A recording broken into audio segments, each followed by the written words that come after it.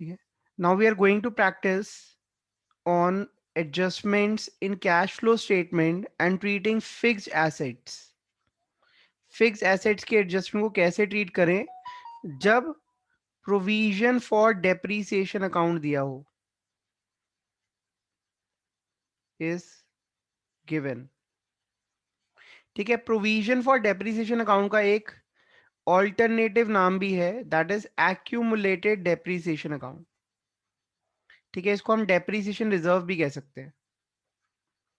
अब इसमें मैंने आपको लास्ट क्लास के अंदर समझाया था कि जब भी provision for depreciation account maintain करा जाता है तो उस केस में हम एसेट का डेप्रीसिएशन एसेट पे चार्ज नहीं करते जब तक एसेट बिक ना जाए। ठीक है, तो इस केस में हम क्वेश्चंस कैसे सॉल्व करेंगे ये देखिए। I am giving you SPL figures current year and previous year. ये हमारी बैलेंस शीट का एक्सट्रैक्ट दे रहा हूं मैं आपको 31 मार्च 2021 का। 6,59,000 एंड 8,88,000। यहां पर मैं आपको फिक्स एसेट्स दे रहा हूं, that is plant and machinery,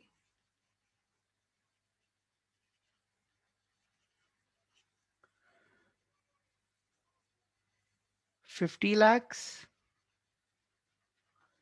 67 lakhs less accumulated depreciation. मतलब बैलेंस शीट के अंदर मैं आपको एक्यूमुलेटेड डेप्रीसिएशन की फिगर्स भी दे रहा हूं, that is 14 lakhs and 23 lakhs। तो मेरी फिक्स एसेट की जो नेट फिगर आ गई दैट इज 36 लाख और 44 लाख। आप ध्यान से देखेंगे ये जो दो फिगर्स गिवन है दीज आर कॉस्ट। ठीक है, ये इनकी परचेज वैल्यू जितने की खरीदी गई थी, और ये जो दो फिगर्स हैं these are provision for depreciation या फिर एक्यूमुलेटेड डेप्शन। टिल डेट तक का इनके ऊपर इतना डेप्शन एक्यूमुलेट हो चुका है जो हम चार्ज माइनस करके दिखाते हैं, बट हम एसेट को उसकी कॉस्ट पे ही दिखा रहे हैं। ठीक है, और बाद में हम डेप्रीसिएशन का अमाउंट जो है वो लेस कर दिखाएंगे। मतलब प्लांट एंड मशीनरी अकाउंट की अगर बात करें तो उसके अंदर जो फिगर्स हैं वो 67 लाख और 50 लाख है अभी तक। लेकिन जब हम उनकी एक्चुअल वैल्यू दिखाना चाहते हैं तो हम डेप्रीसिएशन को लेस करके दिखाते हैं ताकि क्लैरिटी रहे कि भाई एसेट जो है 50 लाख और 67 लाख की नहीं है, वो 36 लाख और 44 लाख की है आज की डेट में। That is the return down value, return down value. ठीक है, आफ्टर डेप्रिसिएशन वैल्यू। लेकिन एसेट अकाउंट में हमारी वैल्यू कितनी है 50 और 67 एट कॉस्ट। अब देखिए, इस अगर सिर्फ इतना ही लेते हैं तो इसका ट्रीटमेंट क्या होगा फाइनेंशियल स्टेटमेंट में, show treatment in cash flow statements. देखिए यहाँ पे हम फॉर्मेट बना लेते हैं, दो पार्ट्स पे इफेक्ट आने वाला है। तो मैंने यहाँ पर ऑपरेटिंग एक्टिविटीज, ये मेरा ए पार्ट है। कैश फ्लो स्टेटमेंट का भी मैंने एक्सट्रैक्ट ही बनाया फॉर 31 मार्च 2021। तो operating activities and B part है हमारा इन्वेस्टिंग एक्टिविटीज। इफेक्ट्स ही यहीं पर आने वाले हैं बस, और ज्यादा कहीं नहीं आएंगे। देखिए सबसे पहले हम यहाँ लेते हैं करंट ईयर सरप्लस, और करंट ईयर सरप्लस के लिए हम 6,59,000 और 8,88,000 का डिफरेंस लेंगे। 8,88,000 और 6,59,000, तो ये आ जाएगा 2,29,000 का सरप्लस आ गया। ये करंट ईयर सरप्लस है। अब देखिए यहाँ पर ध्यान से, प्लांट एंड मशीनरी और एक्यूमुलेटेड डेप्रिसिएशन, ये दो अकाउंट्स हमें यहाँ बनाने पड़ेंगे। ठीक है, हालांकि हम इसके बिना भी कर सकते हैं बट स्टिल अगर बनाएंगे तो क्लैरिटी रहेगी। पहला है हमारा फिक्स एसेट अकाउंट। तो ये प्लांट एंड मशीनरी अकाउंट, ये एक्यूमुलेटेड डेप्रिसिएशन अकाउंट। यहाँ पर प्लांट एंड मशीनरी अकाउंट के अंदर to balance BD, I will write 50 lakh by balance ED is 67 lakh. याद रहे बिफोर डेप्रिसिएशन वैल्यू लिखनी है यहाँ। ठीक है, 50 लाख और 67 लाख, और एक्यूमुलेटेड डेप्शन 14 लाख और 23 लाख। देखिए डेप्रीसिएशन एसेट की वैल्यू कम करने वाली आइटम है, तो ये हमेशा क्रेडिट साइड पे बैलेंसेस आते हैं, हमेशा एसेट के अपोजिट आएंगे। 14 लाख और यहाँ आएगा to balance CD 23 lakh. Just ये इंफॉर्मेशन हमें गिवन थी, अब हमने इसको यूटिलाइज करना है और अपने बेसिक फिगर्स निकालनी। देखिए 50 लाख और 67 लाख, तो यहाँ का जो डिफरेंस है ये इंडिकेट करता है कि हमने एसेट परचेज करी है worth rupees 17 lakh. Balancing figure, क्योंकि डेबिट साइड शॉर्ट पड़ रही है, इसका मतलब कोई ना कोई एसेट आई है। ये 14 लाख और 23 लाख का डिफरेंस हुआ 9 लाख। ये क्या इंडिकेट करता है? ये इंडिकेट करता है डेप्रीसिएशन जो हमने इस साल चार्ज करना था एसेट पर। ठीक है, डेप्शन टू बी चार्ज, अभी चार्ज हुआ नहीं है, this is called current year depreciation. ठीक है, 9 लाख। तो इस तरीके से हमने यहाँ पे मिसिंग फिगर निकाली। अब हमें पता चल गया 14 लाख पुराना डेप्शन इकट्ठा हुआ था, इस साल हमने 9 लाख और लगाया है। तो अब देखिए हमें डेप्रीसिएशन की वैल्यू पता चल गई, और डेप्रीसिएशन आपको पता ही है नॉन कैश एक्सपेंस है, तो डेप्रीसिएशन 9 लाख रुपए यहाँ ऐड हो जाएगा। ठीक है, और दूसरा इंपैक्ट, ये जो हमने एसेट खरीदी है 17 लाख की, ये हमारी इन्वेस्टिंग में माइनस हो जाएगी।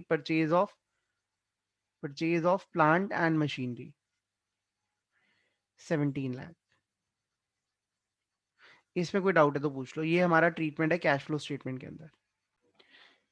देखिए यहाँ पे एसपीएल दिया हुआ है -2 लाख। ठीक है, इसको करेक्ट कर लेना, -2 लाख, और ये दिया हुआ है 1,50,000। लैंड पहले था 10 लाख, अब है 6 लाख। गुडविल पहले 1 लाख थी, अब 80,000 है। ठीक है, उसके बाद प्लांट एंड मशीनरी की फिगर्स ये दी हुई है, ये 29 लाख है और ये 40 लाख है। इन पर एक्यूमुलेटेड ऑप्शन है 12 लाख और 14 लाख। उसके बाद ये 29 माइनस 12 17 लाख, और 40 माइनस 14 26 लाख हो गया। A machine costing 8 lakh, accumulated option 3,80,000, sold for 2,50,000. Show treatment in cash flow statement. ठीक है, अब इसका हमने कैश फ्लो स्टेटमेंट में ट्रीटमेंट बताना है, तो आई ट्राइड माई बेस्ट कि आपको क्वेश्चन की क्वालिटी बहुत सही मिले। तो इसको अब हम सॉल्व करते हैं। हाँ जी, first we need to note down what was our current year surplus. देखिए करंट ईयर सरप्लस हमारा पहले था -2 लाख और अब है 1,50,000। तो current year minus previous year क्या होगा? 1,50,000 माइनस माइनस का 2 लाख, तो ये हो जाएगा करंट ईयर का सरप्लस हमारा 3,50,000 आएगा। पहली गलती तो यहाँ पर करते हैं। ठीक है, तो ये -1,50,000 में से माइनस करेंगे माइनस का 2 लाख, तो दैट विल बी 3,50,000। तो हमारा करंट ईयर जो सरप्लस है वो 3.5 लाख आएगा। तो पहली गलती यहाँ पर हो जाती है। अब हम एडजस्टमेंट करेंगे फिक्स एसेट्स की। तो पहले हम एडजस्टमेंट स्टार्ट करते हैं एडिशनल इंफॉर्मेशन से। मशीन कॉस्टिंग 8 लाख, जिस पर एक्यूमुलेटेड ऑप्शन 380 था, 2.5 लाख की बेच दी गई। देखिए अब इस केस में हम फॉर्मेट बनाएंगे। तो ये दो अकाउंट हमने फॉर्म कर लिए हैं। अब यहाँ पे इनके बैलेंसेस आएंगे, to balance BD by balance CD. जो बैलेंसेस हमें दिए हैं पहले हम वो लिख लेते हैं। 29 लाख और 40 लाख के बैलेंसेस हैं। बिफोर डेप्रीसिएशन बैलेंसेस लिखने होते हैं हमें, क्योंकि प्रोविजन फॉर डेप्शन अकाउंट के केस में या एक्यूमुलेटेड डेप्शन अकाउंट के केस में हम एसेट पे डेप्शन चार्ज नहीं करते जब तक वो बिक ना जाए।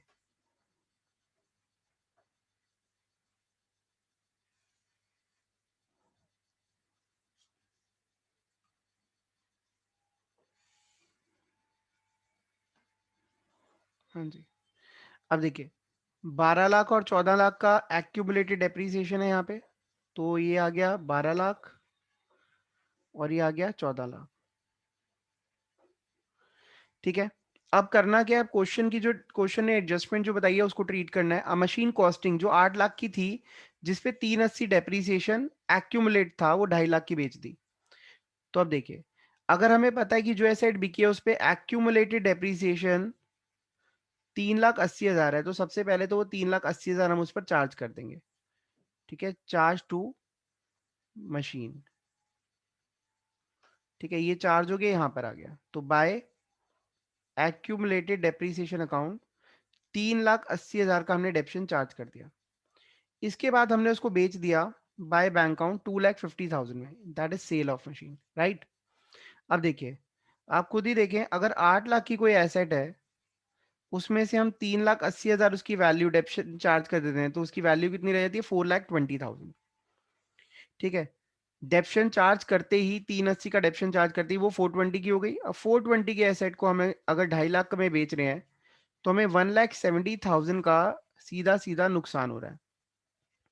तो यहाँ आ जाएगा by profit and loss account 1,70,000 loss. अगर आप इन तीनों की वैल्यू देखेंगे तो ये 8 लाख आ जाएगा। ठीक है, तो मतलब एसेट में से 8 लाख की एसेट को हमने कम कर दिया। क्लियर है? तो इस तरीके से हमने इसको सॉल्व करा। अब हमने इसको बैलेंस करना है। बैलेंस कैसे करेंगे? क्रेडिट साइड और डेबिट साइड, इसकी क्रेडिट साइड आ रही है 8 लाख और सॉरी 48 लाख, और डेबिट साइड आ रही है 29 लाख। अब डेबिट साइड मतलब शॉर्ट है, तो इसका मतलब हमने कोई ना कोई एसेट परचेज करी है, और एसेट जो परचेज करी है उसकी वैल्यू है 19 लाख, बैलेंसिंग फिगर। यहां पर देखिए ये आ रहा है 12 लाख और ये आ रहा है 15,80,000। ठीक है, यहां पर जो मिसिंग फिगर है क्या इंडिकेट करेगा? करंट ईयर में हमने कितना डेप्रीसिएशन और चार्ज करा है, दैट इज 3,80,000 ही आ रहा है। नहीं सॉरी, ये क्या है? 17,80, 5,80,000 आ रहा है, 5,80,000। This is also balancing figure. अब हमने इनको ट्रीट करना है कैश फ्लो स्टेटमेंट में। सबसे पहले डेप्रीसिएशन जो है 580, यहाँ डेप्रीसिएशन का अमाउंट जो है ऐड हो जाएगा। डेप्रीसिएशन 5,80,000 ये ऐड हो गया। ठीक है, और लॉस ऑन सेल जो हुआ हमें हुआ था, loss on sale, depreciation add क्यों होता है? क्योंकि एक नॉन कैश एक्सपेंस है। और loss on sale of machine add क्यों होगा? क्योंकि एक extra sorry non operating loss है, नॉन ऑपरेटिंग आइटम है। 1,70,000 का हमें नुकसान हुआ था। इसके अलावा जो हमने सेल करी है एसेट, सेल ऑफ मशीन, ठीक है, यहाँ वर्किंग नोट की हमें रेफरेंस भी देनी होती है। Sale of machine that is 2,50,000, ये इनफ्लो इंडिकेट कर रहा है तो प्लस हुआ। और जो आपने एसेट परचेज करी है, परचेज ऑफ मशीन, ये आउटफ्लो इंडिकेट कर रहा है 19 लाख का। ठीक है, तो इस तरीके से हम ट्रीटमेंट करेंगे कैश फ्लो स्टेटमेंट में। कोई डाउट है तो पूछ लो। अब ये जो हमारा लास्ट टॉपिक है that is about interest on borrowings. ठीक है,